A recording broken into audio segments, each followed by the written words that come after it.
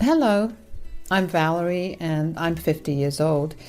This story is going to be pretty long because it did happen throughout a couple of years, but I can tell you that my daughter and I are out of the whole toxic situation and are living much happier lives than I ever thought would be able to live. This story starts with me meeting my husband, Ted, through some mutual friends. We went on a couple of dates and pretty quickly fell in love. We dated for around 3 years before we got married. I was ecstatic that I got to marry him because he was genuinely like the other half of me.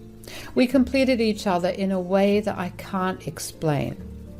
After a year of marriage, Ted began asking me to start trying for a baby. Now, at that time, I was very much scared of giving birth. Plus, I had a lot of complications with my reproductive health, and I didn't want to jeopardize either mine or the future baby's life. But Ted was persistent, so I eventually gave in. My entire pregnancy was a trying time because of my many complications. Pregnancy became a huge pain. But Ted was very patient and caring in the first 3 months, until he began frequently traveling for work. It only got harder from then on. But Ted did make it in time for the birth of our daughter, Kendall. Ted and I lived in a pretty big, cozy apartment that was rented. We had no plans to move because we knew that we weren't stable enough to buy a house. When I was around 7 months pregnant, we had a new neighbor move into the apartment next to ours. Even though Ted was very hesitant and against us going to meet her, I felt like both of us being pregnant would lead to some connection. So I dragged Ted over to her apartment door and rang the bell. Hello, I'm Valerie and this is my husband, Ted. We're your neighbors and we just wanted to introduce ourselves. It's lovely to meet you guys. My name's Cassie. Why don't you come on in? I'm sorry if this is weird, but I just thought that it would be lovely to have another companion who's also pregnant like me. Ted has been really busy with work trips and I could use the company. Tell me about it. I was about to come over later on this evening anyway because I could use the help too. Where's your husband? Oh, I don't have one. The man who got me pregnant ended up abandoning me, so I had to raise this little one all by myself. Oh, you poor thing. We're always right across from you if you ever need anything, okay? Even if I may not come to help you out, Ted will be right there. Oh no, I wouldn't want to be such a bother. Nonsense. It would never be a bother for us, right, Ted? Yeah. At that time, I did think it was pretty odd that Ted seemed so uncomfortable with Cassie. I mean, what reason did he have to be uncomfortable? I had pretty much desensitized him to the gross parts of pregnancy, and there was no way he would have to witness Cassie in that light. Not to mention, at best, he'd only have to run small errands for her. I tried to ask him about why he looked so uncomfortable that day, but he told me to just forget about it and that he was tired. I let it go because I saw no reason to ask him anymore, although if I had pressed further at that point, I would have probably saved my daughter and me a lot of pain. Anyway, Cassie and I spent a lot of time together and bonded over our pregnancies. Ted seemed very uncomfortable with the whole thing, but refused to tell me why. He would just tell me it was weird that I randomly became friends with a stranger, but isn't that how people make friends? After I gave birth to my daughter, Kendall, life became even fuller. Ted and I got really busy with adjusting to our new routines, but we also kept Cassie in mind. I mean, I barely managed to get through my pregnancy and I had Ted's help. I couldn't imagine what it must have been like for Cassie. Anyways, 3 months after I gave birth, Cassie did too, and she had a baby girl named Maeve.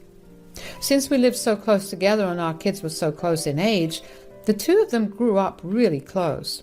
We would have a bunch of play dates for our girls, which I have to admit we also used as downtime for us. Overall, we had a pretty picturesque life. As the years passed, the girls grew older and began to find comfort in each other's homes. That was until they were in their first year of high school. Maeve suddenly stopped coming over and Kendall refused to see her. Of course, as any mother would be, I was very concerned. At first, I thought it was just a silly little fight that both of them had and were refusing to mend things, but then months passed and the animosity between them only grew worse. So I sat down with Kendall one night and asked her what had happened. "Honey, I know you don't want to talk about it, but could you please tell me what went down between you and Maeve?" "Mom, I don't want to talk about it." "I know, but you guys used to be such good friends. Hell, you grew up together. What happened?"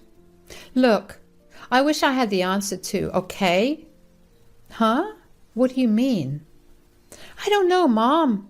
We had our summer break, and when high school started, Maeve just started ignoring me.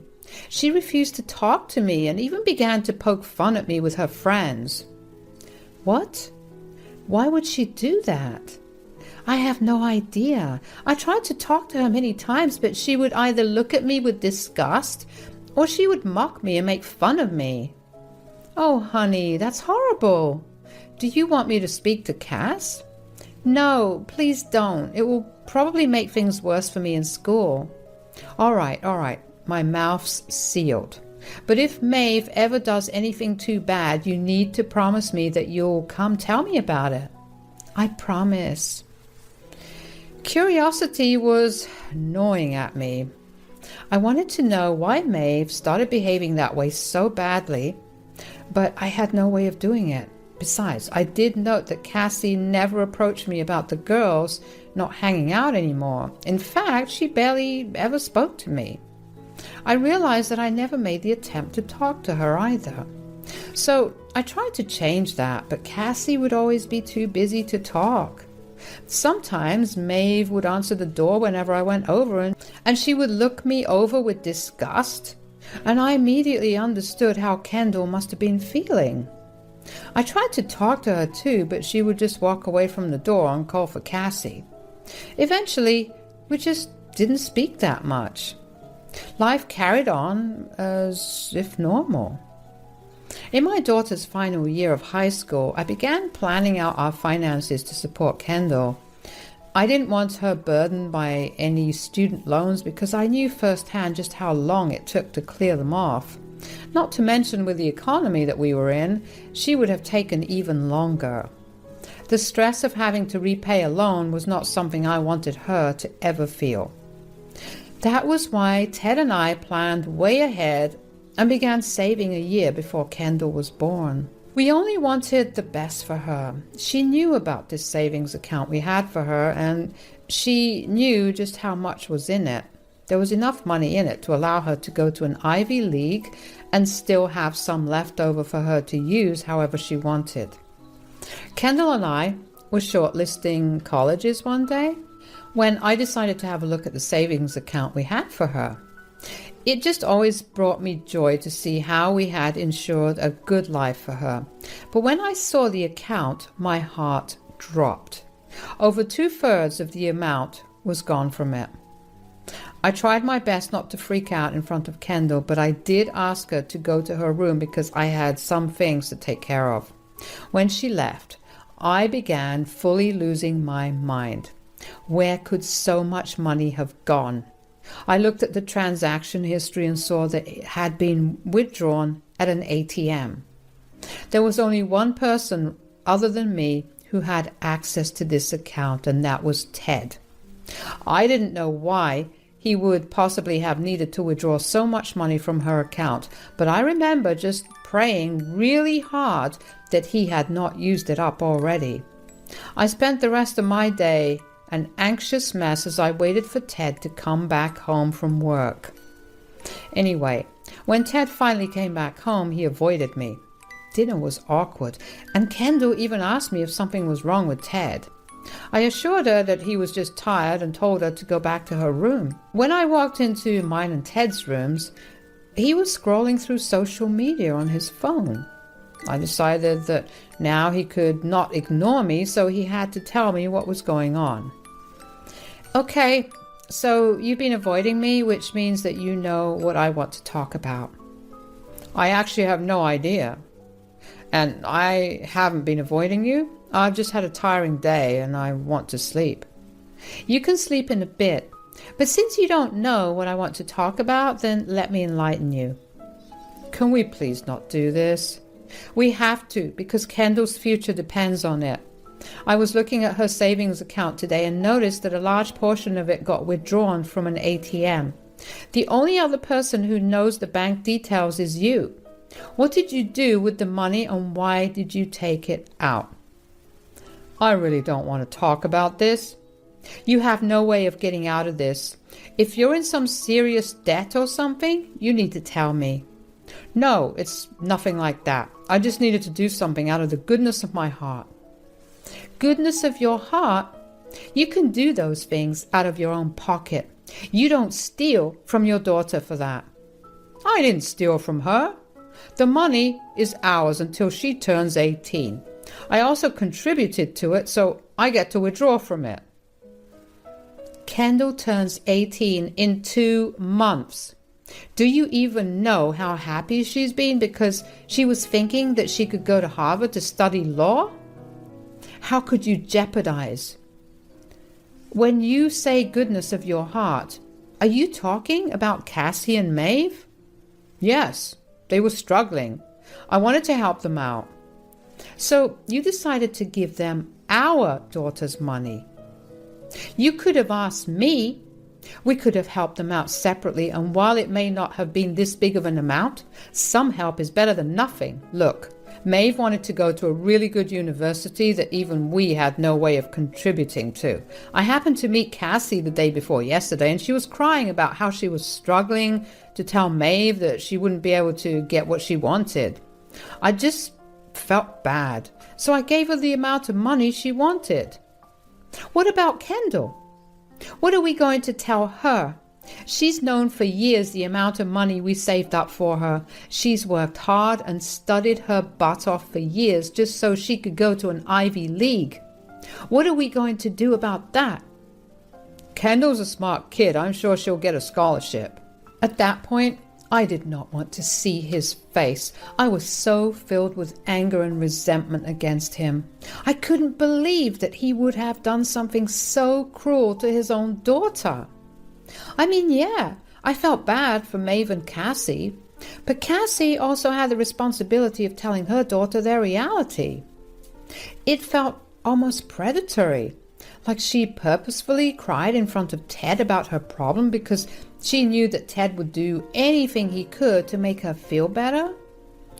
I slept in the guest bedroom that night. I had a very fitful sleep, but somehow I managed to sleep. I woke up the next morning and Ted had gone to work.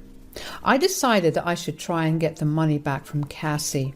I waited until Kendall had gone off to school to go over to Cassie's place. Hey, Val, sorry, I'm in a bit of a hurry right now. I need to get to work. Oh, it's okay. I just needed to ask you something pretty small. All right, what is it? Ted lent you some money the other day, and I just wanted to ask you if you could give it back. That was a huge amount from Kendall's university savings that we had started for her before she was even conceived. Ted took it without informing me. What? Oh no, I'm so sorry that Ted did that to you. I would never have taken the money if I knew that it was Kendall's. Yeah, so could you return it? I really, really wish I could, but since Ted gave me the money, it's mine now. Not to mention, I've already used a sizable portion of it to get Maeve into her dream college. Well, just give me what's left then. No, like I said, that money is mine now. I'm sorry that something this horrible has happened to you, but I can't give you the money back. Now, if you'll excuse me, I'm running late. I was shocked at the way that Cassie was treating me, especially after the fact that we had been living next to each other for so long that we were practically family. I never thought that she'd have such an ugly side to her. I wanted to scream and rip my hair out in my anger and frustration. I went back into the house and finally made myself some breakfast. As I ate, I contemplated all the options that Kendall had left. The money left in Kendall's savings account was enough to get her through community college at worst, maybe 1.5 years through a good university. I figured that the least that Ted could do, since he gave away almost the entirety of Kendall's savings, he could start paying for her college. He had quite a few assets that he could sell to pay off her education without letting her fall into debt. I felt like that was the least he could do to make it up to Kendall, because I knew that she wasn't going to take the news well. That evening, I broke the news to Kendall, and she was furious. She cried a lot, and I cried with her too. I couldn't imagine how she had been feeling, but I also knew that I shared a portion of that feeling. Kendall acknowledged that I had nothing to do with it and told me that she was in no way mad at me, just her dad. When Ted came home that evening, she went to her room and locked herself in there. Ted didn't even question where she was, and I assumed that was because he figured that I told her about what had happened. In fact, he barely even looked at me, which was good because I wanted the guilt of his actions to consume him wholly. But I knew I also needed to establish our plan for Kendall going forward. So, what are we doing for Kendall from here on? What do you mean? I thought we established that she'd get into college with a scholarship. Even so, we need to have some backup plan in case that doesn't pan out. It will. There's no need to worry. I've seen kids with half her wit get full rides. It'll be a piece of cake for her. That's very wishful thinking, Ted. There's no way we can rely on that. I've come up with a plan for you to pay for college. Me? Well, both of us. But you have to put in more because you were the one who gave away her money. And since you believe that you contributed that much, I think it's only fair for you to pay that much more than me for Kendall's tuition. Hell no. I'm not doing any of that. Kendall can either get a full ride or she can take a loan and work it off like everyone else. How are you more sympathetic to two people who have become strangers to us than to your own family? What is wrong with you? Look, I don't care what you say, but I'm not paying a penny for Kendall's college. She can use what's left, and you can help her if you want. In my opinion, she should apply for all the scholarships she can. That's it. Good night. I was beyond upset and frustrated at the way Ted was behaving. How could he put someone else's daughter over ours? What was it that made us less important to him? I cried myself to sleep that night and over that week. I kept asking Ted to reach a compromise and provide for his daughter in some way at least, but he refused to budge. He even got his mother Ophelia involved in it. If there's one thing you should know about Ophelia, it's that she absolutely hates my guts. She can't stand me, and she makes it known in every way possible, from insulting me to downright physically hurting me by accident. Ophelia loved to go against everything I said and did, even if I was the right one in the situation. So, with Ophelia on his side, Ted saw no reason to give in to my demands. Kendall completely stopped talking to Ted and Ophelia. She refused to even acknowledge them, and neither of them had a problem with that. The both of us worked hard together to get her into a good college, and as luck would have it, she did end up getting a pretty good scholarship at an Ivy League. The scholarship covered about 75% of her tuition, and I could easily cover the rest for her.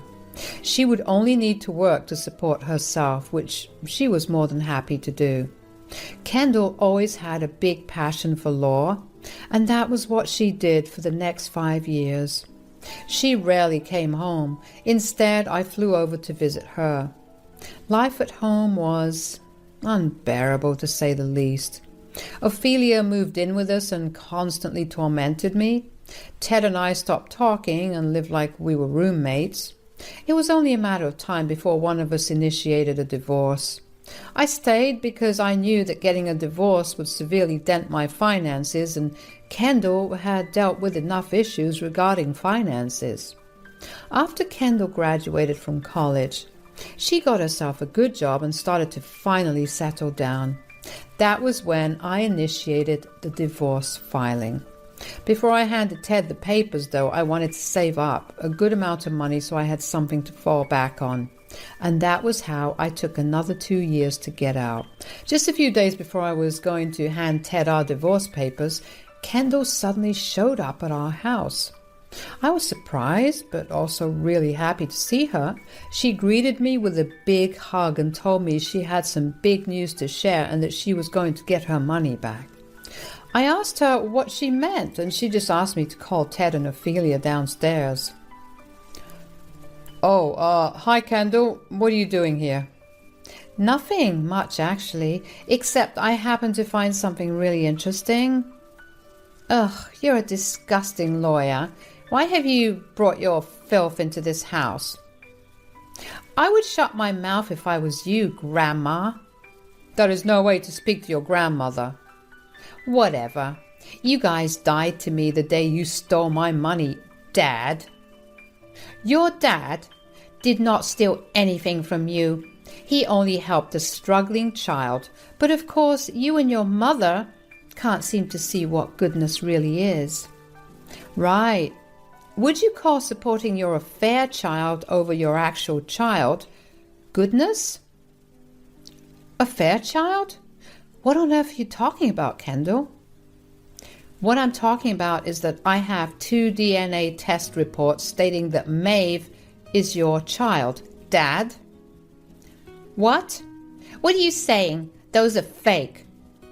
I knew you'd say that. That's why I got 2 tests from 2 different but very acclaimed places. How did you manage to find that out? Well, Maeve and I got in contact after I graduated, and after we went drinking, she confessed everything to me. She felt horrible about how she dealt with it, so she made it up to me by agreeing to do a DNA test. I can explain. Valerie, I met a woman when I went on my first business trip when you were pregnant, and after drinking a bit too much, we slept together, and then it sort of became a habitual thing. She got pregnant and decided to move in next to us. I had no choice. No, you had a choice and you made it. I was going to do this later, but here are the divorce papers. You deserve nothing. I fully agree with Mom, which is why I'm suing you, Dad, for stealing my college fund. See you in court. I couldn't believe what my life had come to. So that was why Ted had always been so uncomfortable around Cassie and Maeve. Were all the business trips he took after Kendall was born just an excuse to live next door and raise his second family? How filthy of a man was he to go and sleep with someone else when his wife was struggling with her pregnancy back home? I was filled with pure rage, but I was also relieved that Kendall was taking proper action against Ted's misdeeds. In the trial that happened after, Maeve herself testified to Ted's involvement in her childhood and all the lies that he had spewed to keep her a secret. Apparently, he had given Kendall's money to Cassie because she threatened to out his secret to us if he didn't. She also told him that if she found out that he paid for Kendall's college, she would out him. She was jealous that my daughter was doing way better than hers, and this was her solution. The judge ruled in Kendall's favor, and Ted was ordered to pay her back, and also pay back any loan that she may have taken to fund her education. Kendall and Ted worked out a payment installment and deadline, and that was that. Kendall also helped me find another job closer to her and helped me move in. Ted signed the divorce papers without a fuss, and in just a few short days, so much changed. But all of it was for the better. I am now in a much happier place, and I'm overjoyed to see my daughter thriving and accomplishing more than I could have ever imagined.